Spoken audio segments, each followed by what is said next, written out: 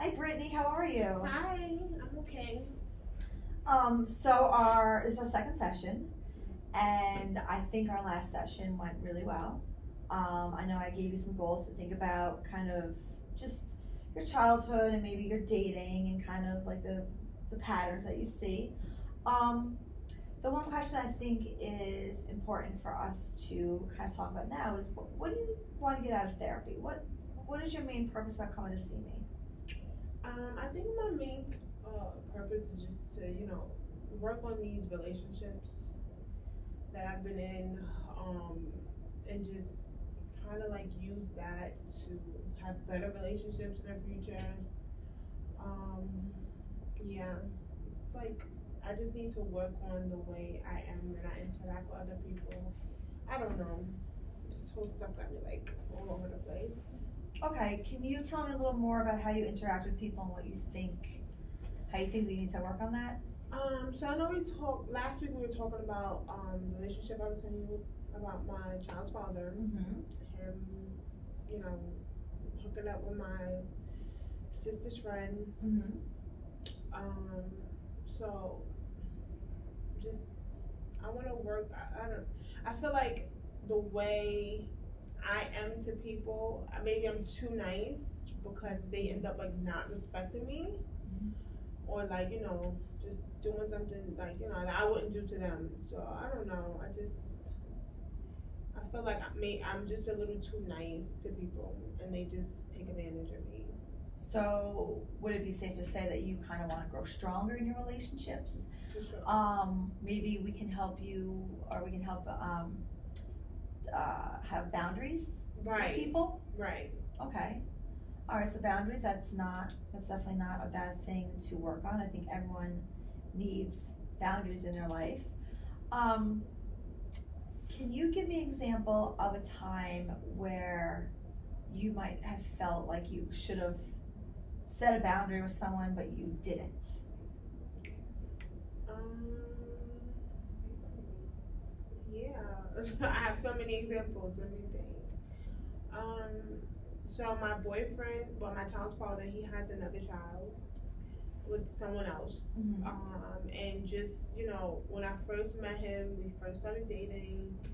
Um, I should have set boundaries between me and the other child's mom. Mm-hmm. Okay. And I felt like I should have just made it very clear, like on my expectations of being this stepmom, because that was my first time really having experience with a kid. Mm-hmm. That I didn't have kids when I first met him, and I didn't set those boundaries. So I feel like uh, my boyfriend's child's mother would like take advantage of me. She would just call me up on a Saturday and say, "Hey, can you watch the baby for me while she goes out and party?" And I used to have like real important things to do, and we just never set those boundaries. She kind of like walked all over me until I was like pissed off, and then it turned into anger, and now I'm lashing out, and we are calling each other names, and now our relationship is really bad because I don't think I set those boundaries in the beginning. How does your boyfriend? Well, how does your the child's father react to all that? Um, I feel like when we were dating officially, because right now we're still like we don't really know, but when we were dating, he would kind of let me build my own relationship with the mom, and he would kind of like stay out of it. Mm-hmm. Um, I always wanted him to defend me more, but he was more like, we'll figure it out. Me and her are gonna learn how to get be friendly one day, and that day has never came. So he kind of like stood out of it. Like it would be times when I'll call him and say, "Hey, she did this," and he was more like, "Oh, she's a handful to deal with. She's crazy." But he would never rectify the situation or try to call her up and work things out. It was kind of like we just would talk about it, and that was it. How's their relationship? They don't really have a good relationship. No. No, their relationship ended pretty badly. Yes, their relationship ended really bad. And the child that they had it came from when they were actually broken up. So they wasn't together. It's like a one night stand type thing. Mm-hmm. Not one night stand, but like a one time hookup. And then she actually got pregnant. But they don't have a good relationship. They cannot be cordial with one another. They bash each other all the time, and it kind of puts that burden on me to try to be the all-around team player. But it's so difficult because I don't agree with her parenting. I don't agree with her approach to a lot of situations. So it makes it difficult because it's like I'm trying to be the referee, create this relationship and make it stronger between me and her, and me and my ex now. Her and my ex, they just cannot get along. So it's like me, I don't know, I just feel sometimes all over the place with that situation. How's a child's, how's a child doing all this? Oh. So the child, she hears us argue a lot. She has questions as to why we argue over certain things. It's very difficult because when she goes to her mom's house, she's carefree. She can do anything. Her mom doesn't teach her any like responsibilities. She doesn't teach her any order, any structure. So she's just she is like, have you ever seen the thing in the Wild Thornberry? She's just totally crazy at her mom's house. Her room is always messy. Her mom makes her dress herself. Her mom makes her feed herself. And how old is she? She's 6. So her mom thinks, and we have 2 different parenting styles. Her mom thinks it's okay for her to wake up and make herself a sandwich, wake up and make herself cereal. Whereas I think she's too young to still be in the kitchen by herself, making her own food. Because kids get curious. What happens if she, touched the stove and put the gas on or something like that? And where does she live full time? It's literally split. It's split. We have her Tuesdays and Wednesdays, and then every other weekend, starting from Friday. So Friday, Saturday, Sunday, and then it switches the next week. Okay. The weekend switch, but we still get her the Tuesday, Wednesdays. But then the weekend switch, somehow on the calendar it equals out to the same amount of days. Yeah. All right. Well, that seems like a pretty fair schedule as far as like split custody. Right. So when the child is at your house, I would assume that she probably doesn't like to have rules. It's more challenging for her. She looks at it as being a more strict house. Yeah. Because when she comes in, it's not throw your coat and your book bag on the ground. It's hang it up. It's put your book bag in a designated spot. It's take your uniform off and either put them in the hamper or fold them and put your shoes underneath the bed. Put your pajamas on. Put your slippers on. Or it's sit at the table and eat. It's not just figure it out. Now, what does the mother and you, like, how do you guys handle the different parenting techniques? We haven't been handling it. No? No. So she thinks you guys are too strict on her daughter? We argue over everything. I feel like, again, with the boundaries, we didn't set those boundaries in the beginning. And I can admit that on both ends that there should have been boundaries set. Because I'm more of if I'm outside and I'm dressed like I'm going somewhere, my hair is done, my makeup is done, I put effort into my appearance. my stepdaughter's gonna look like that too. Mm-hmm. But she's more of a let her be wear whatever she wants to wear. It doesn't matter if it's mismatched. It doesn't matter if it's two different shoes. It doesn't matter if the outfit is dirty or smelly. Her hair is not done, but she looks nice. So we're just on like two different planets at this point. So we don't really we don't see eye to eye, and we didn't discuss boundaries. So sometimes I would see her and my stepdaughter, and I'll go crazy. Why are you outside looking like that? Like, where are you going? Like, how long have you been in the child's life? For 3 years now. Okay, so the formidable years. So you met her when she was 3? I put her in school. Okay, yeah, so. I did when I met her, she was not in school. She's very smart naturally, but she was not in the school. I had to find her a daycare, go into, enroll her, do all the paperwork. Oh wow. Enroll the child in the daycare. When she finished and completed the daycare, I found her school that she's in now. Oh wow, okay.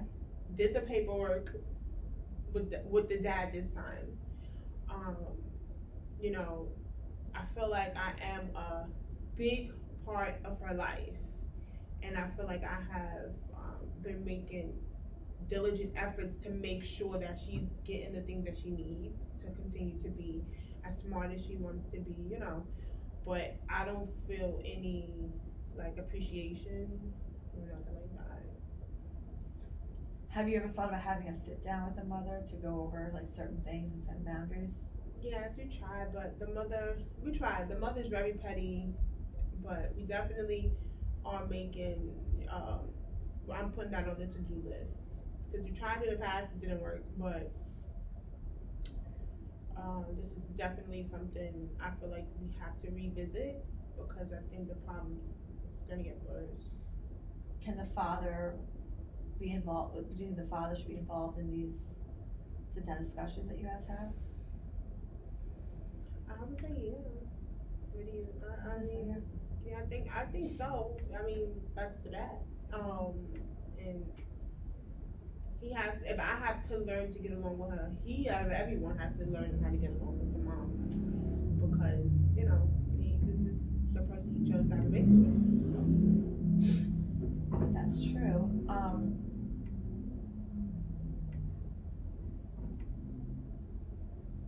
When you think of the way she parents and the way that you parent, do you think that maybe there's some sort of middle ground? Like maybe if she can get a little more strict and you guys can maybe like be a little less strict, if there's some way, because my concern is the child is going to be really confused with kind of how to behave. Mm-hmm. One way she's behaving like a wild feral child, and the other one's like a prim and proper little girl. I wonder if there's like a middle ground that you guys can come to some sort of agreement on. Just, does that make sense? Because like the child needs to, I think, should probably like have some sort of middle ground between both parenting styles. Right. I mean, I definitely agree. That's why I want to do the sit down to find out and think about what are some things that, you know, we can do less of and maybe she can do more of. The only thing is I just don't trust that she will follow through, because she in the past hasn't followed through. Like it was an incident where it was winter, it's like it's getting really cold, like in the teens, and she would send the child to my son go to school with the uniform dress instead of the pants. So I was concerned about that. So a few times, one time I mentioned it, then another time dad mentioned it, and then it was one day it was 6 degrees, and she still sent it. She still sent to the school with a dress on, and this is what leads to the outburst that I have, because it's like by me saying, oh hey, you know, it's getting a little cold out, do you think she should be wearing pants? And then her saying yes and agreeing, and then her doing it again, saying yes and agreeing, and then me seeing her still continue to put the skirt on her, the dress on her, it's like you're not respecting my first attempt to, you know, not blow up and act crazy. Have you, when you've asked her, hey, don't you think she should be wearing pants? And she said yes. Have you been like, why have you not put her in pants? No, I never asked her why. I just, you know, dad spoke to her after the first time I asked her, and she was in agreement that she should wear pants. I mean, I never felt to ask the need to ask her why. If she's in agreement and she says yes. Maybe if that happens again, you can be like, well, you told me that you agreed with my question, so why are you completely ignoring what you agreed to? Right. And that's the only reason why I don't feel it's going to be difficult to have a middle ground with her. Because in the beginning, again, I was too nice. I didn't set these boundaries. And now she just thinks I'm a joke. Is she single? Is she in a relationship? She is single. I also feel like she's very jealous sometimes, because sometimes she'll say, oh, but you two don't get it because you guys have each other. Oh. Mm-hmm. And it's like, whatever I do is extra. I don't have to do anything. Like, this child is not my responsibility, especially now because I have my own.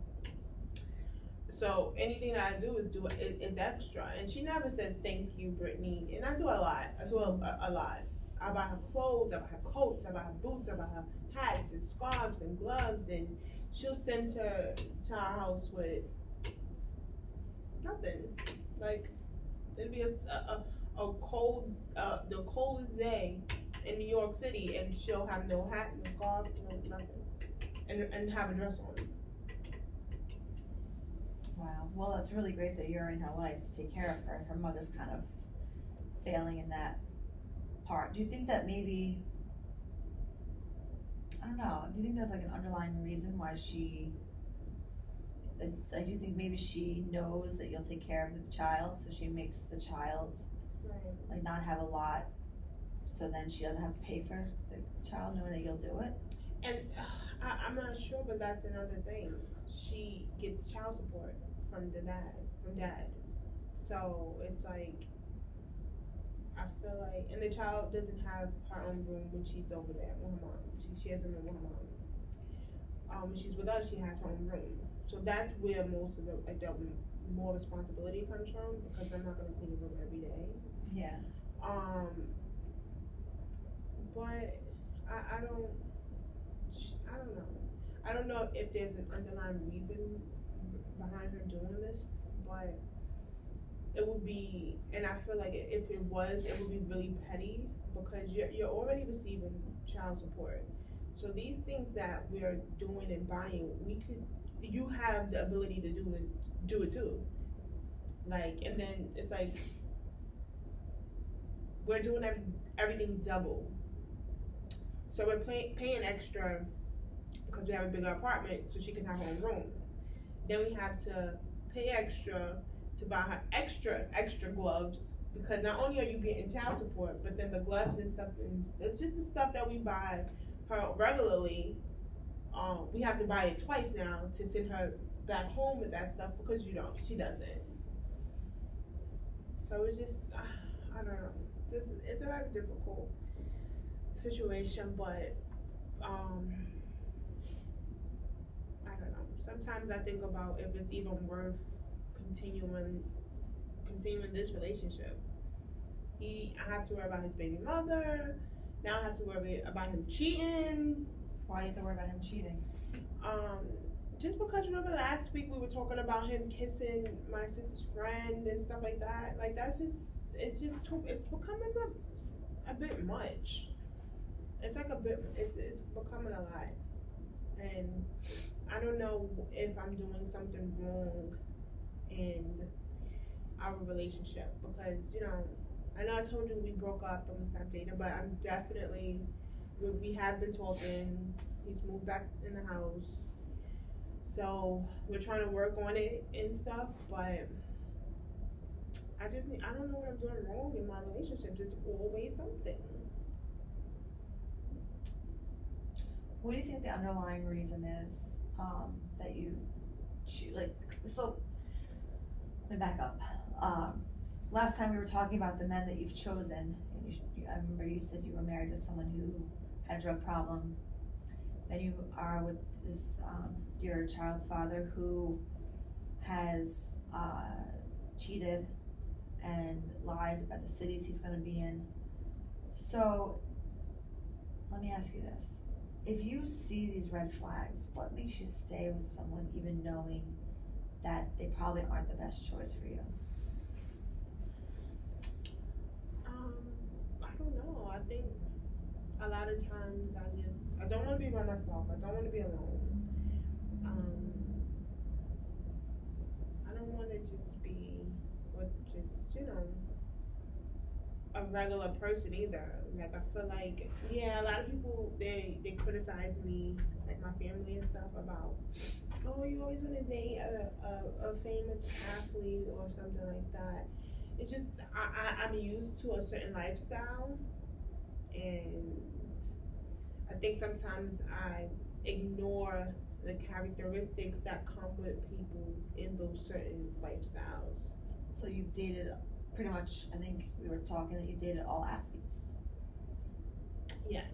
Have you ever thought about dating someone who might not be an athlete, or maybe since you want to stay in that kind of that circle of the Hollywood fame, an actor, or you could even date, maybe a director or someone who might just be a different type.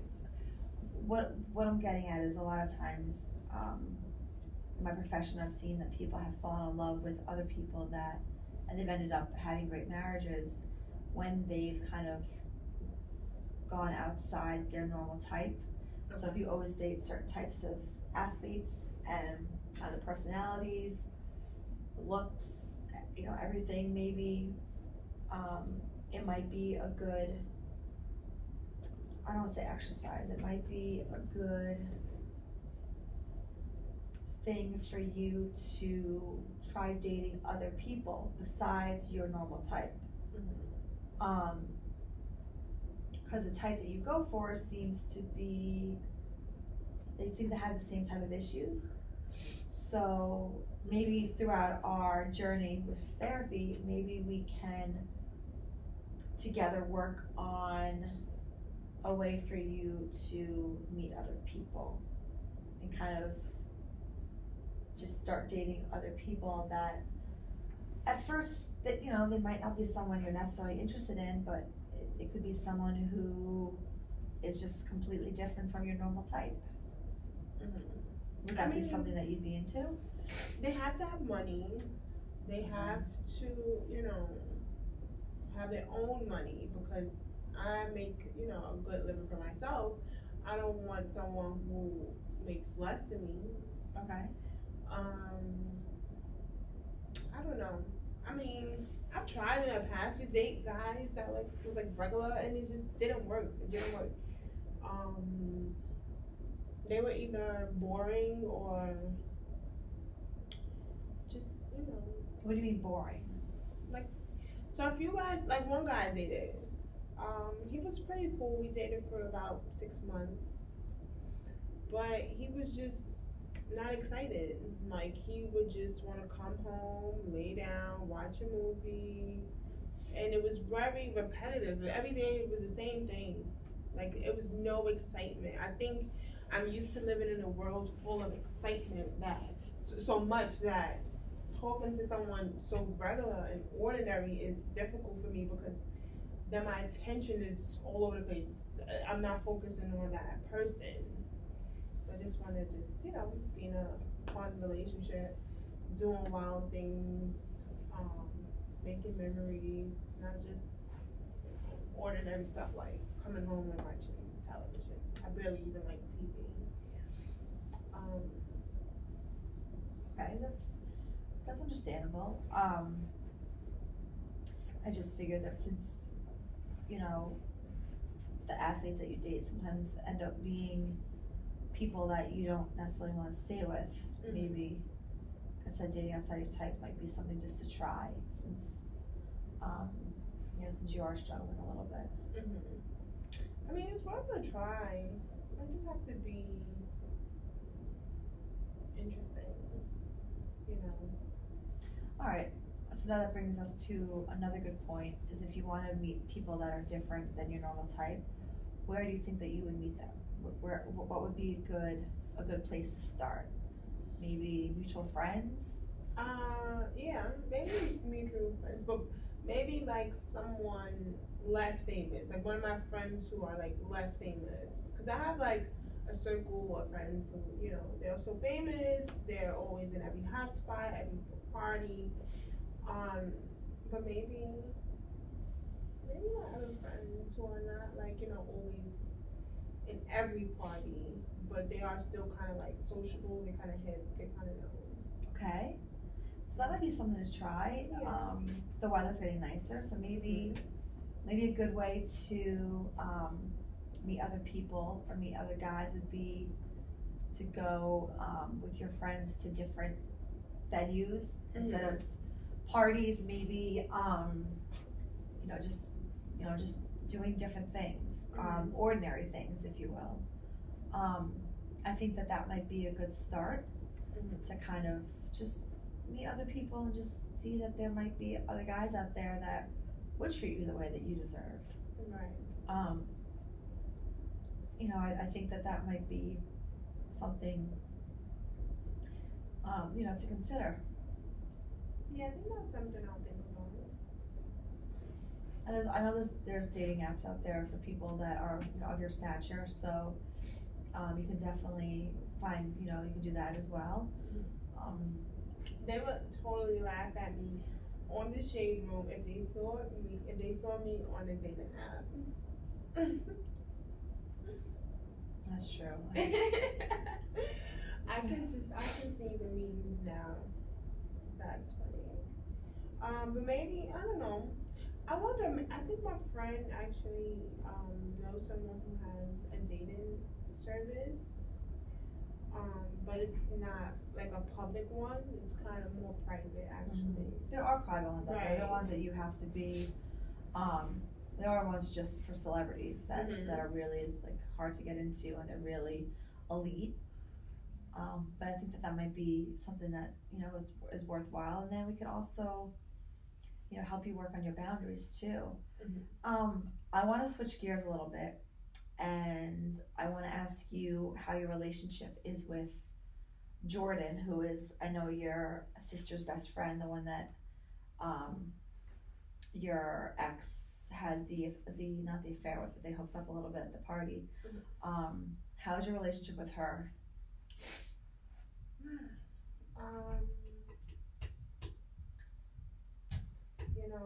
We haven't had the best relationship since that happened. We actually stopped communicating. She did like a whole TV show, and she was saying that she apologized to me when that never happened. She came out and did say that she lied about initially just, telling us what happened. Okay. So that made me feel a little bit better that she was able to say, I did lie about that, because, a lot of times people scrutinize me and my family and say that, like, we are just, like, terrible people. But, so I'm happy she was able to, admit that she did lie. But we don't really talk or communicate. Okay, so what I'm understanding is you're saying that you have issues with boundaries, but you actually just did something that you should be proud of yourself for. You gave yourself a boundary with this woman who hurt you, and did something that was unfaithful, and your boyfriend was unfaithful. You broke up with your boyfriend, and you have given yourself the boundary of getting kind of distancing yourself from the woman that hurt you. So that's a huge step up, because I know it's hard to have boundaries, and I know it's hard to lose friends, because I know that you guys weren't that close, but she was still someone that you've known for a while. Yeah. That's something that is actually really positive, that you should be proud of yourself for, because even though you've had a tough life, and you've had tough luck with relationships, that took a lot of courage to do. Right. So you should be proud of yourself. Now, how is your relationship with your sister, Kylie? We're fine. We were talking yesterday. I think she's actually going to continue to be friends with the girl. How does it make you feel? In a sense, I feel a little betrayed, because I feel like blood is always, to me, been thicker than water, and like friends come and go. But if someone hurts one of my siblings, then I'm not going to be friends with that person anymore. But for her, she's more like, I've been friends with this person for so many years, and this is the only person who I can trust with all my secrets and things like that. And because we are in like this limelight, it's like she doesn't want to have to rebuild a friendship with someone else. Because this was her best friend. So it's like, I get it, but I also think that if the shoe was on the other foot, I would definitely choose my sister over a friend. Will you be able to be civil with this other person? Oh, I don't want to be around her at all. No? No. And your sister understands that and she respects that? Yeah, she doesn't care actually, which is a little hurtful to me. I don't feel like she cares. What do you mean she doesn't care? Because, if when I talk to her about that and I say, hey, look, if you're going to continue to be friends with her, I don't want her around me, her response is, okay, not, oh, I'm sorry you feel that way, she how can we, work this out? It's a little dismissive. Right, it's like, okay. And that just kind of shows me that she doesn't really care that much, which can be hurtful, but, I guess they're young, so they think differently. Maybe when she gets a little older, she'll understand where I was coming from, but I don't know. As of now, it's just like, okay. I mean, and I can't stop being her sister, like, so I have no other choice but to deal with the fact that I have to continue to be her sister and then be around someone I don't want to be around. Well, not be around her, but like just, let her even in our circle. It should be like a privilege to be in our circle. So. That might cause issues in the future. If you're out and you see her with your sister, even though now you're like, okay, you're hurt, but you can kind of understand it. I think that maybe if you were out and you saw them together, it might start a lot of feelings that you have. Right, because I haven't seen them in public together since. Okay. So I'm sure that would stir up some feelings, but that's just like where I'm at with it, I can only try to be a good sister, but to the girl, I don't want to be a friend to her, I don't want to be a family. Okay. Because in the past, it hasn't gotten me anywhere. That's understandable. I think that this session was good. I think you're doing well with your boundaries. Like I said, you had some boundaries with the woman that your ex cheated on you with. I know it's gonna be hard because she is your sister's friend, so we'll have to work on that and kind of how you can navigate being in the public with her and not being too close, but also, kind of just coming to a point where maybe you could be civil to her. I also think that how you're handling your stepchild's mother is also tough. I think that you're doing a good job, but I think it's also something that we should definitely work on. Because there might be other ways to go about it. I think a sit down is a really good idea. I think you and your ex-boyfriend or boyfriend the child's father and the mother should all sit down and kind of maybe make a little list, or at least just get these things off your chest, because I think that there might be a lot that is going on that you guys don't realize. I think there is some jealousy with her, but I also think that she needs to understand kind of your position and how hard it is for you to be kind of thrown in to be a mother. So she needs, so we can work on that a little bit. I think maybe if you're up to, I think maybe meeting or just kind of putting yourself out there, meeting more people could help you meet a guy that you would have a relationship with, someone who would be a little different than your average type. Maybe, I mean, right now you don't have to, but maybe just at least get the word out with your friends to see, because that could be something that could be really beneficial. And I'm glad that you're starting to see that there might be, like your type might kind of be the people that, aren't always the best for you, like I said, right. like the drug problems and the infidelity and the lying. Right. I think that that's something that I would like to dig a little deeper next time as to more of your patterns, kind of like what caused all that, or like kind of like why do you think that you go for people that treat you in a poor manner. So is there anything, we have a little time, but I just wanted to kind of wrap, kind of summarize the 2 sessions kind of together. I think that we're doing I think you're doing a really good job. I think that there is a lot of work, but I think the work is, if you're willing to work on it, I'm willing to help you. When you say that you want to, get out of there with boundaries, before we close the session, are there any boundaries that you think that you need to work on with your family, besides Kylie? But is there any boundaries that you can think of with your other family members that might help you along with this journey?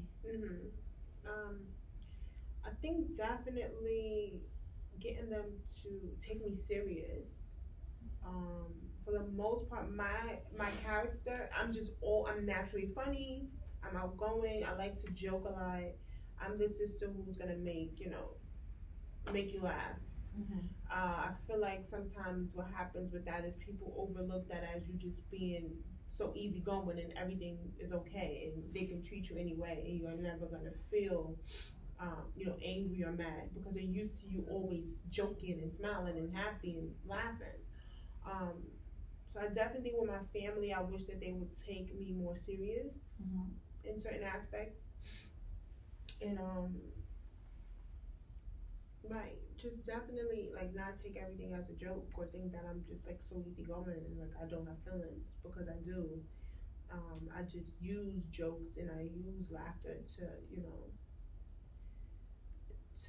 cover up sometimes feeling angry, feeling misunderstood. Have you ever heard of the phrase "tears of a clown"? No, but that sounds like me. Tears of a clown is speaking about like someone who's really happy and outgoing, but really crying in the inside. Like tears of a clown, meaning like a clown's funny, but they're crying. So it's like a dichotomy between happy and sad.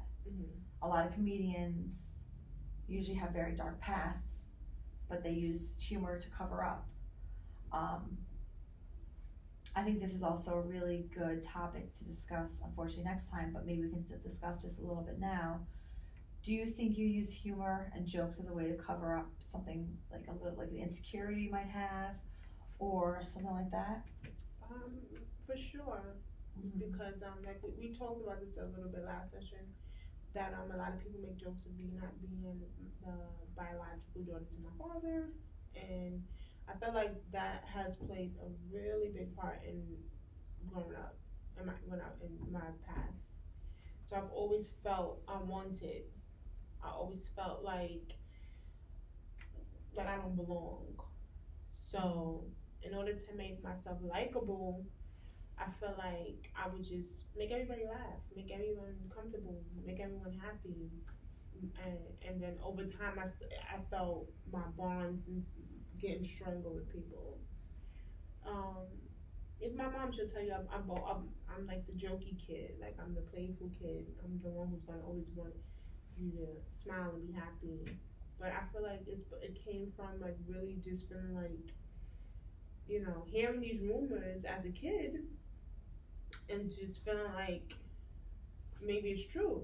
Like, and if it is true, I want to stay with this family. How do I stay here? You know what I'm saying? Like, it's like I want to belong here, and I want to be, likable. I want to be the one that everyone's like, oh, no, she's hilarious. She's so easygoing. We love her.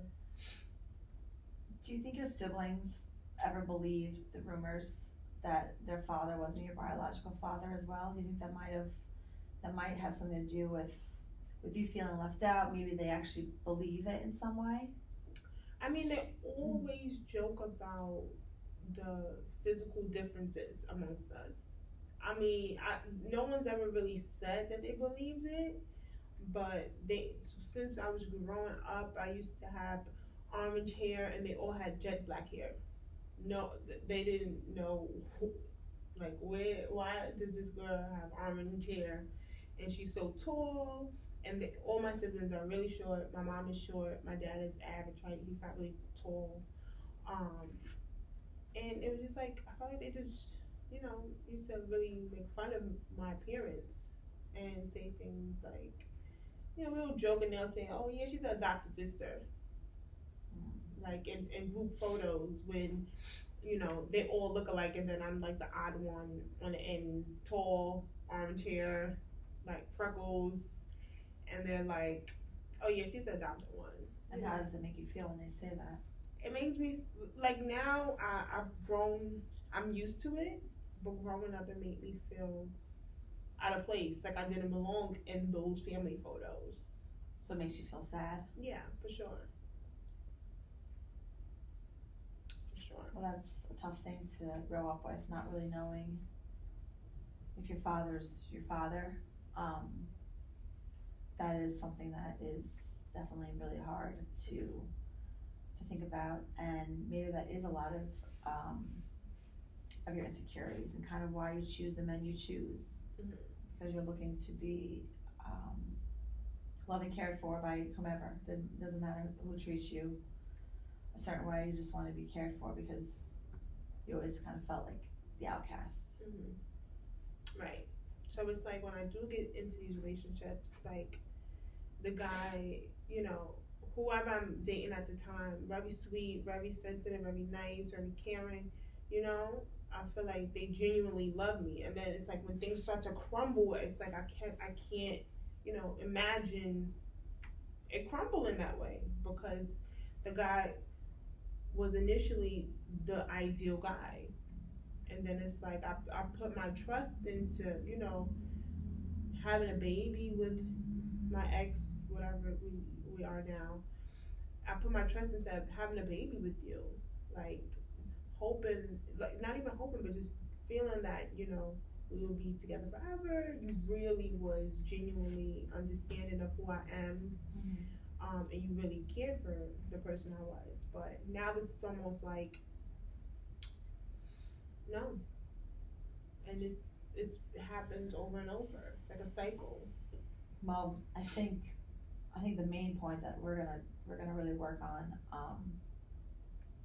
is boundaries, because even if you do meet a really nice guy, everyone needs to have their boundaries set. So like with your stepchild's mother, same thing. I think that boundaries are imperative. So that will be definitely something that we're gonna work on for next session. I guess I can give you like a little bit of homework. Just try to think of the boundaries and the people that you really want to work on different things with, and kind of like how to confront them when you feel that they're not treating you the right way. Okay. I think that'll be a good thing for next time. And it looks like our session is complete. But it was great meeting with you again, and I look forward to seeing you next time. Thank you, me too. No problem. Bye, see you next Bye. week. Yep.